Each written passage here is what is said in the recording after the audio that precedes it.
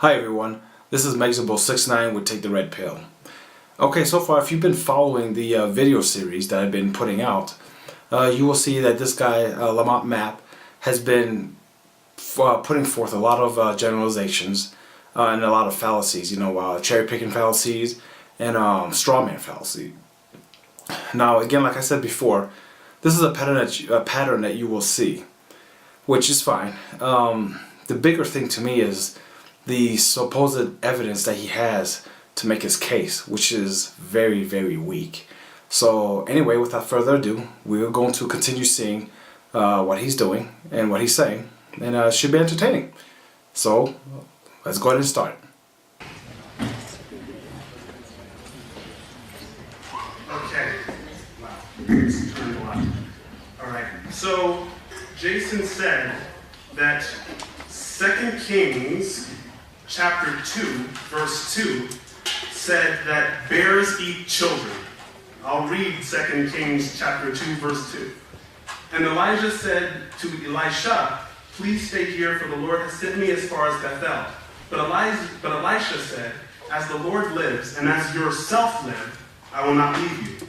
So they went down to Bethel. That's 2 Kings chapter 2, verse 2. I'm pretty sure there's no bear eating in the rest of it either. Okay, again, either he is purposely misleading the audience, or he truly doesn't know the book that he's reading. Because if he went further down in verse 24, I will read it, and it says, quote, "And he turned around," Elisha, he was talking about, "and when he saw them, when he saw the children, that were mocking him about his bald head, he cursed them in the name of the Lord, and 2 she-bears came out of the woods and tore 42 of the boys." So it's there. For him saying, "Oh, he's sure it's not in there," again, he must not either read, must not know, or he's purposely misleading. But it's there. And yeah, just because Jason made a mistake, I said was 2 Kings chapter 2 verse 2, that doesn't negate the fact that it is actually still in there. That bears are commanded to, God commands bears to eat children. Either way, he defined evil first as saying how we are affected as humans. I didn't understand that, but he corrected himself. He said, avoiding harm is a good thing. So I guess harming others would be a bad thing. But I'm talking about objective morality. He's talking about moral semantics. To say avoiding harm is a good thing is wrong. It's morally neutral. If I decide to not do something that's going to get me into a harm, I haven't done something that's morally good that I should get a pat on the back for. I've done something morally neutral. I've saved myself. I'm talking about objective morality, moral goodness. Jason has still failed to answer the question of what is evil. Okay. If you fail or you choose not to go into a situation that may harm you, I mean, yes, it's a good thing. I would not precisely say it's objectively moral or objectively immoral, but it's a good thing. However, if he wants a really more precise definition of something closer to the point of morality or morally good, well, how about this? How about you not harm children, innocent children and infants, the way God does in the Bible? How about that as a start for morality? I'd like to go into evolution, the idea that humans have evolved. Jason mentioned that a lot in his opening speech. For evolution to work, you need 2 things. You need genetic mutation, and you need natural selection. Genetic mutation means that when DNA replicates itself, it introduces, by mistake, a new feature that was not existent in the parental type, right? So it introduces a new feature by means of a mistake. H.J. Muller, the world's foremost expert on mutation, that's how they introduce him. The foremost expert on mutation. He's a Nobel Prize winner. "Mutations are of random nature," he says, and I quote, "According to the vast majority, certainly over 99% of mutations are harmful. They're not helpful."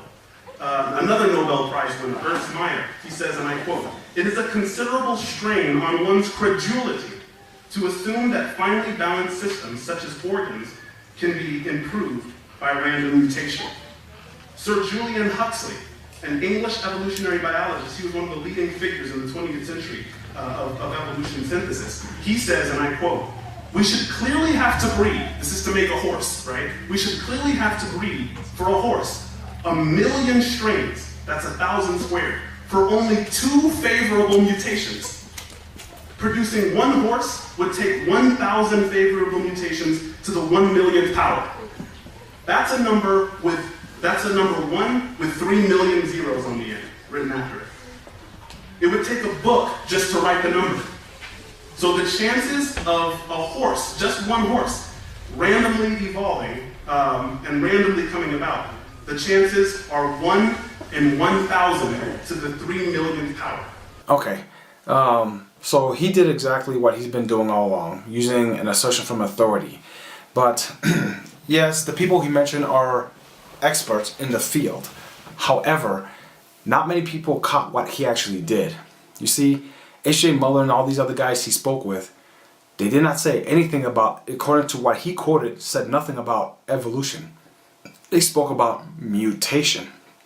Now there's a difference, because evolution is something that happens over a period of time, not something that happens in a short period of time. Mutation is, and I quote, a sudden departure, a sudden departure from the parent type in one or more heritable characteristics caused by change in a gene or a chromosome. Okay, so as you can see, mutation is something that happens suddenly.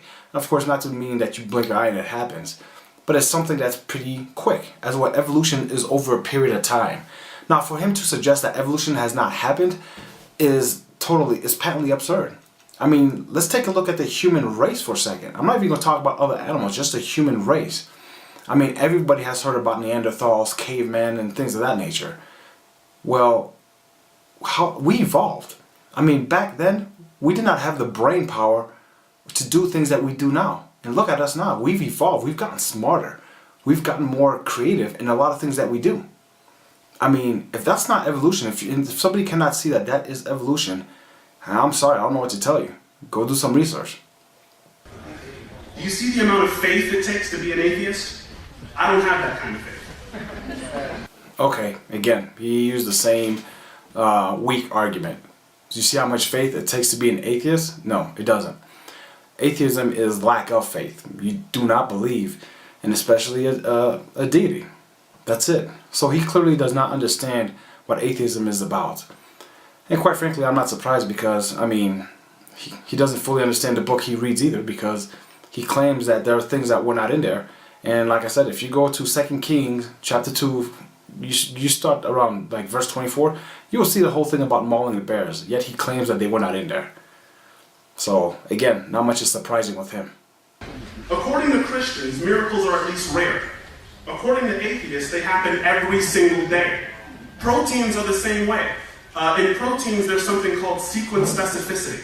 Proteins act like sentences. So just like you need the right letters and the right words to make a functioning sentence, you need the right letters of the chemical alphabet to make a functioning protein. Except for a protein is 500 characters long. Michael Polanyi, he was Einstein's best friend. He said that just like the words in a book are extraneous to the page, the words or the letters in the protein strand are erroneous to the backbone of the protein. Which means, and I'm going to break this down, which means that there's no naturalistic explanation for the arrival of proteins. Every single protein is a scientific and mathematical oddity. I'll quote Doug Axe on that. There we go. Doug Axe did an experiment. 30 seconds long. He found out that the chances of a random protein coming by chance is 1 chance in 10 to the 164th power. To show you how rare that is, there's only 10 to the 80 elementary particles in the universe. That's how rare that is. But according to atheists, that happens naturalistically every single day, because there's trillions of proteins in each and every one of you. Don't believe it. Don't buy into it. We might as well throw away all the math books in the world if that's true. That's time, thank you.